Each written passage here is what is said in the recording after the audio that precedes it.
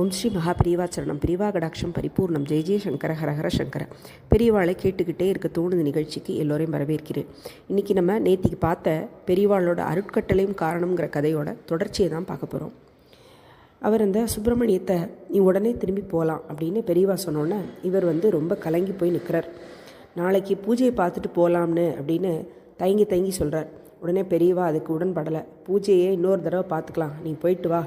இப்படி ஸ்ரீபெரிவா உறுதியாக உத்தரவிட்டதில் கொஞ்சம் ஆடித்தான் போயிட்டார். இந்த மாதிரி ஸ்ரீபெரிவா உத்தரவிட்டு அனுப்பும் சம்பவங்களில் சம்பந்தப்பட்ட பக்தரோட உறவினர் யாராவது உயிர் துறக்கும் நிலையில் இருப்பது போல இருக்கும்.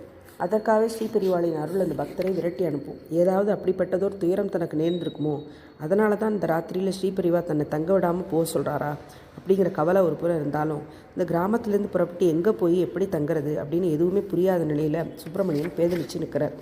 எப்படியோ தடுமாறி மயிலாடுதுறை ரயில் நிலையம் சேர்றார். அப்போது தான் அவருக்கு ஒரு நினைவு வருது.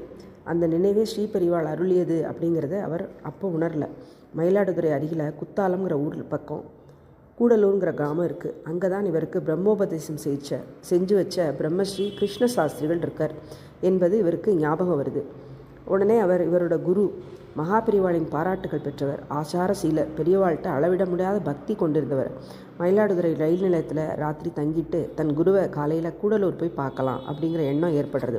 குருவை இதற்கென்று பிரத்யேகமாக வந்தால் பார்க்க போகிறோம், இப்படி ஒரு சந்தர்ப்பத்திலையாவது இந்த பயணம் கொடுத்ததே அப்படின்னு ஸ்ரீ ஆறுதலோட அந்த ராத்திரி ரயில் நிலையத்தில் கழிக்கிறார். ஸ்ரீமகாபெரிவாளோட பூர்ண அருளாசியை பெற்றவரான இவருடைய குருவை காலையில் கூடலூர் போய் சுப்பிரமணியம் சந்திக்கிறார். இப்படி இவர் பார்க்க வந்ததில் குருவிற்கு தன் சிஷ்யன் பார்க்க வந்திருக்கிறதுல ரொம்ப சந்தோஷமும் ஆறுதலும். இவர் தங்கியிருந்த சிறு நேரம் அவர் தெம்போடு பேசிகிட்டு இருந்தார். அன்றைக்கி ராத்திரியே மேலூருக்கு திரும்பி வந்துட்டார். 10 நாள் போயிருக்கும்.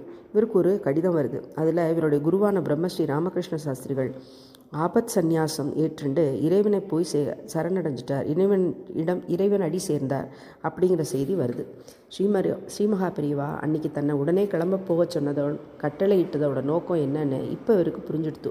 இப்படி ஒரு கடுமையான உத்தரவிட்டு அதோடு நில்லாமல் எங்கே போகிறதுன்னு தவிச்ச போது கூடலூர் உள்ள தன் குருவை நினைவுபடுத்தி அவரை போய் பார்த்து அவரது அந்திம காலத்தில் சந்தித்து ஆறுதலை கொடுக்கத்தான் இப்படியெல்லாம் திருக்கட்டளை இட்டிருக்கார் அப்படின்னு அவர் புரிஞ்சுட்டார்.